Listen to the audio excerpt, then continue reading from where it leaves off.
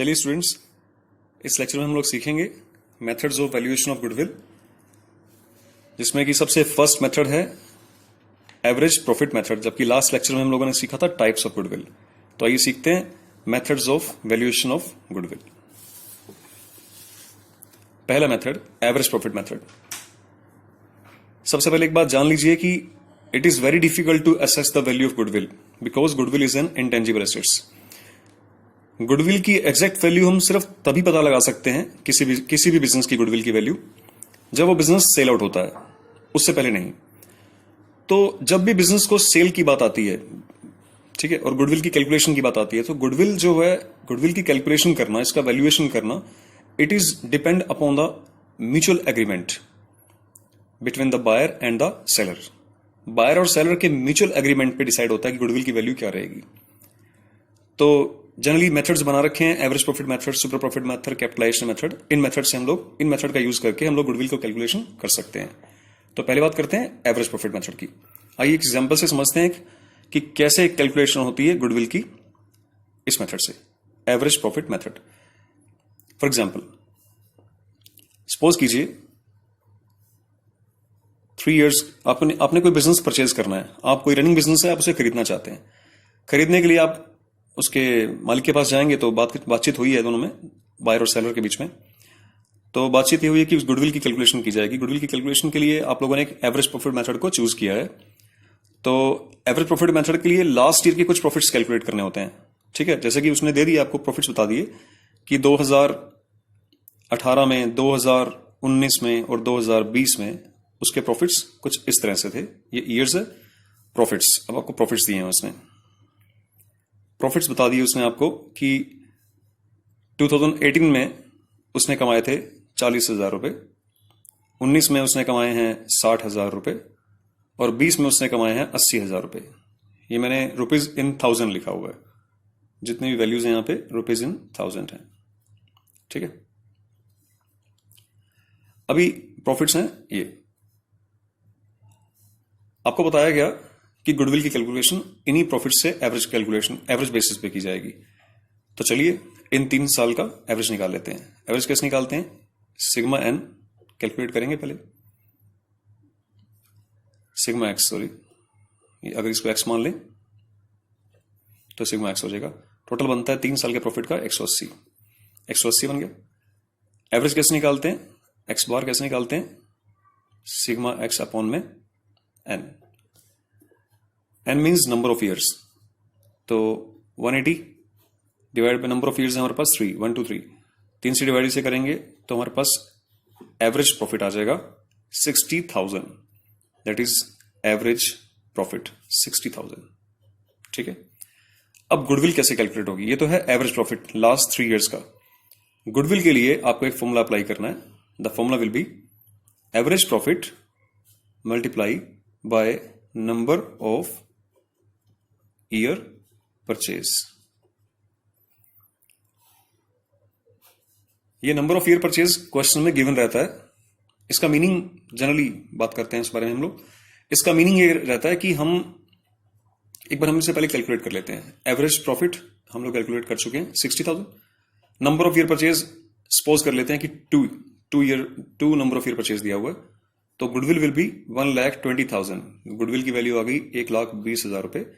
तो 1,20,000 रुपए की गुडविल की वैल्यूएशन हुई है। आप इसको पेमेंट दे सकते हैं 1,20,000 रुपए की। बात कर रहे थे हम लोग नंबर ऑफ ईयर परचेज के। नंबर ऑफ ईयर परचेज का मतलब जनरली लैंग्वेज में ये रहता है कि जिस बिजनेस को आप खरीद रहे हैं, जिस बिजनेस को खरीदते वक्त आप उसकी गुडविल के लिए अमाउंट पे कर रहे हैं 1,20,000 रुपए की, आपको इस गुडविल का बेनिफिट कितने साल में मिलेगा, कितने साल तक मिलता रहेगा आने वाले साल तक।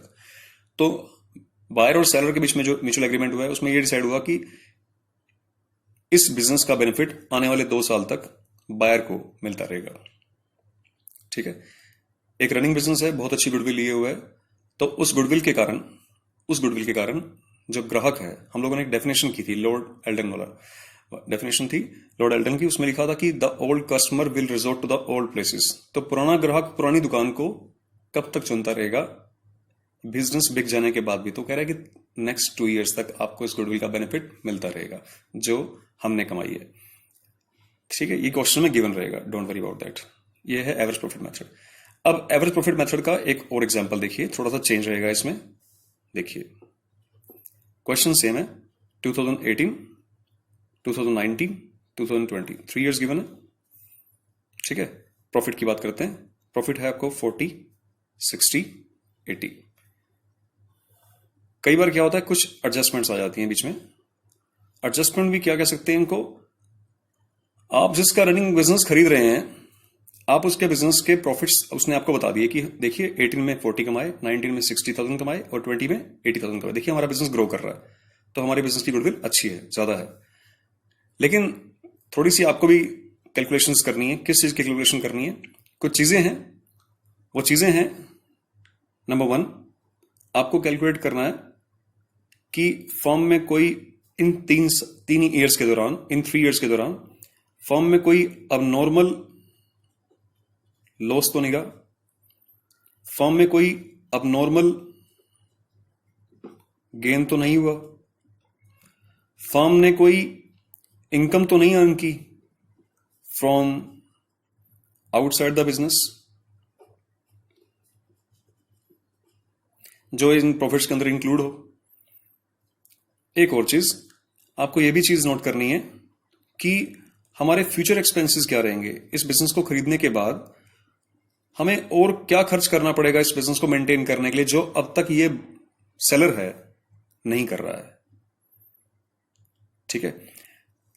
अब नॉर्मल लॉस क्या होता है? नॉर्मल लॉस मतलब विच इज नॉट नॉर्मल, जैसे just like loss by fire, loss by theft, loss by flood, ये नॉर्मल लॉसेज हैं।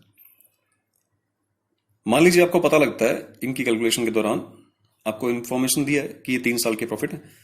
आपने जब छानबीन की अकाउंट्स की तो पता लगा कि 2018 में एक लॉस हुआ था, that is loss by fire.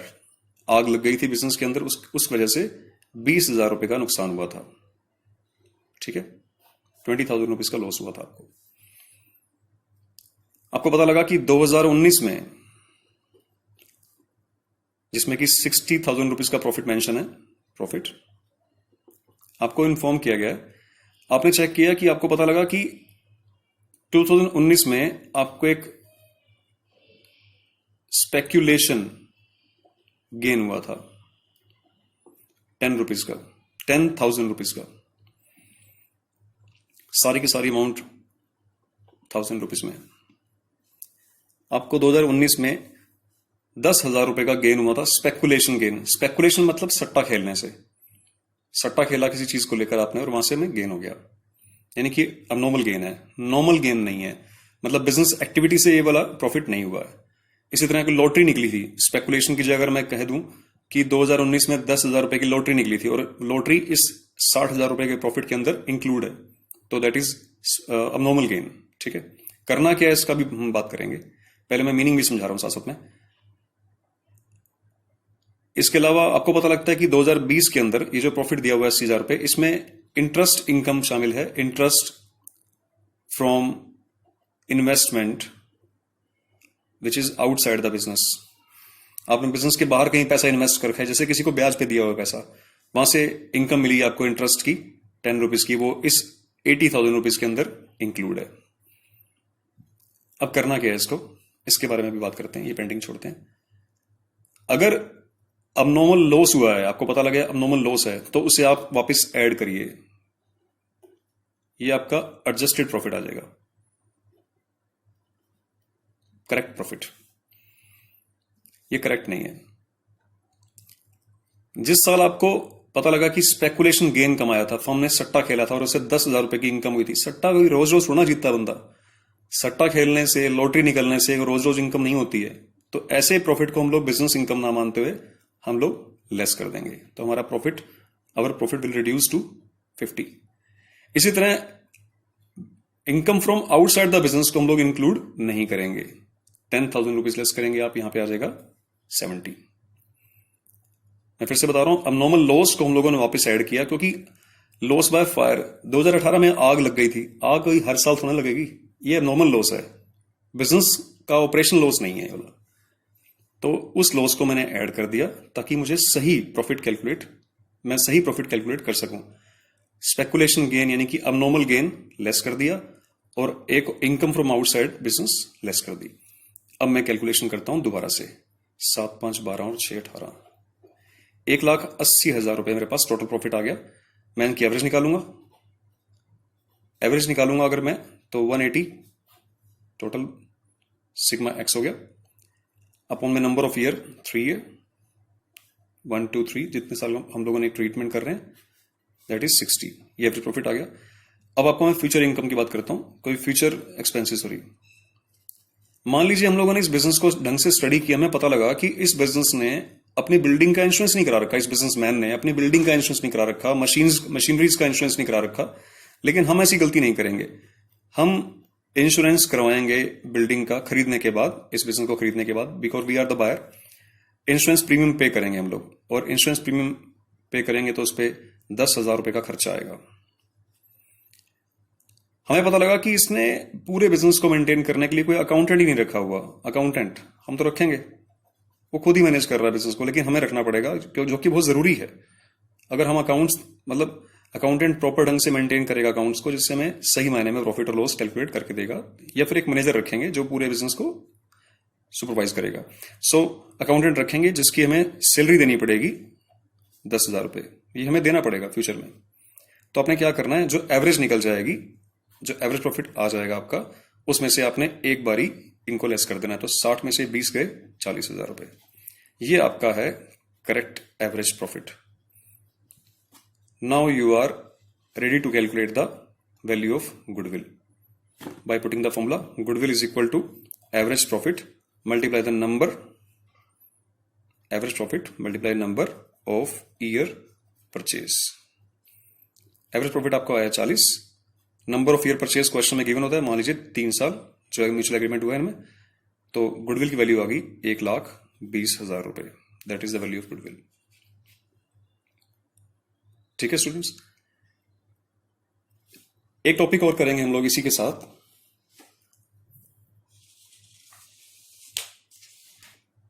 Topic average profit method का ही है, लेकिन उसमें कुछ चेंजेस हैं। देखिए मेथड वही चल रहा है, एवरेज प्रॉफिट मेथड, लेकिन अभी इसका नाम थोड़ा सा एक्सपेंड कर रहा हूं मैं, that is weighted average profit method आ गया। वेटेड एवरेज प्रॉफिट मेथड की कैलकुलेशन कैसे होगी, आइए समझते हैं। आपको 3 इयर्स का प्रॉफिट गिवन है, 2018, 19 एंड 20। ये ईयर्स है। प्रॉफिट गिवन है आपको 40,000, 60,000, 80,000। आपने इस प्रॉफिट्स के अंदर कुछ एडजस्टमेंट्स की, जैसे कि हम लोगों ने भी लास्ट क्वेश्चन में की है। उस एडजस्टमेंट की वजह से मान लीजिए इसमें अब नॉर्मल लॉस हुआ था, बिजनेस के अंदर 10,000 रुपीज का, जो आपने इसमें ऐड कर दिया। ऐड किया तो टोटल जो करेक्टेड प्रॉफिट आया, एडजस्टेड प्रॉफिट आया हमारे पास, वो आया 50 जोड़ने के बाद। यहां कोई अबनॉर्मल गेन था, जैसे कि लॉटरी इनकम, स्पेकुलेशन इनकम 10 रुपए का, वो आपने लेस कर दिया 50। लॉटरी इनकम थी आपके पास, ठीक है, लॉटरी इनकम थी 10 रुपए की। लॉटरी इनकम रोज रोज तो होती नहीं है, लेस कर देते हैं।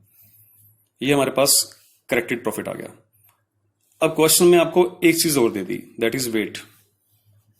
आपको बोला गया कि ये जो 3 साल आपने लिए हैं, इनको वेट दीजिए। सेलर और बायर के आपसी म्यूचुअल अंडरस्टैंडिंग से ये बातचीत हुई है। सेलर ये चाह रहा है कि क्योंकि मेरा बिजनेस ग्रो कर रहा है, 40, 60, 80, देखिए प्रॉफिट लगातार बढ़ रहा है, तो मैं इसको वेट दूंगा 1, 2, 3। आप इसे फ्रीक्वेंसी से मैच कर सकते हैं, जिसे इकोनॉमिक्स के अंदर फ्रीक्वेंसी चलती है। ठीक है, अब इसके हम लोग एवरेज जो निकालेंगे वो वेटेड एवरेज प्रॉफिट होगा हमारा। कैसे निकलेगी एवरेज? ये प्रॉफिट है, ये वेट है, उसके हम लोग कैलकुलेट करेंगे पीडब्ल्यू, मतलब इनकी मल्टीप्लिकेशन 50 इंटू 1 50, 50 इंटू 2 100, 70 इंटू 3 210। ये आएगी सिग्मा पीडब्ल्यू। वैल्यू आएगी हमारे पास 063। यहां सिग्मा डब्ल्यू निकाल लेते हैं। सिग्मा डब्ल्यू आ रहा है 3, 2, 5 और 1 6। एवरेज कैसे निकालेंगे आप? सिग्मा पी डब्ल्यू अपॉन में सिग्मा डब्ल्यू। जैसे आपने कैलकुलेट किया होगा कभी, just like sigma fx by sigma x, sigma fx by sigma f, ऐसे कुछ कुछ वैसा ही. So 360 divided by 6, average आया 60. That is the average profit.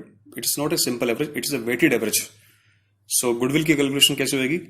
Weighted average profit multiply number of year purchase, जो क्वेश्चन में गिवन रहेगा. Let it be 3. So the value of goodwill is equal to 1,80,000 rupees. तो ये methods हैं students average profit method से goodwill को calculate करने के. आप इसकी प्रैक्टिस कीजिए. कोई क्वेश्चन हो तो मुझसे पूछ सकते हैं. Thank you so much.